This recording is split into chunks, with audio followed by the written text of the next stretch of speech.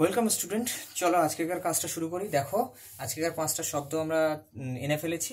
এই 5টা শব্দ আজকে আমরা পড়বো এবং 5টা শব্দের ব্যবহার কিভাবে হচ্ছে সেটা দেখব এবং আমাদের যে প্রত্যেক দিনের কাজটা সেটা আমরা কমপ্লিট করব। তাহলে আমাদের ভোকাবুলারি ডেভেলপমেন্ট হবে এবং ডেভেলপমেন্ট হলে তার প্রনাউন্সিয়েশনও উন্নতি হবে এবং we can improve our English easily. Okay, so let's start.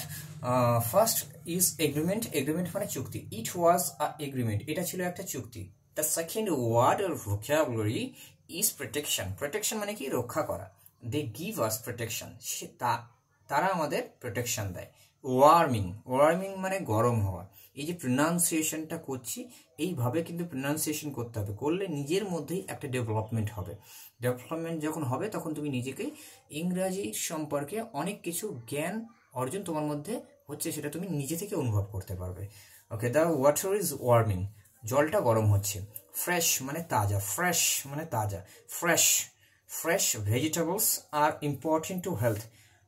তাজা শাকসবজি আমাদের শরীরের জন্য খুবই প্রয়োজনীয়। And the fifth is rotation, আবর্তন।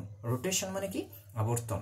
Rotation of earth is proved, পৃথিবীর আবর্তন গতি প্রমাণিত। তো এইভাবে চলো আমরা 5টা ওয়ার্ড শিখে নিলাম খুব সহজে। তোমরা অবশ্যই আমার চ্যানেলটাকে সাবস্ক্রাইব করে দিও আর বেশি বেশি করে শেয়ার করো। প্লিজ নোটিফিকেশন বেল আইকনটা অন করে দিও। থ্যাংক ইউ, সুস্থ থেকো, ভালো থেকো।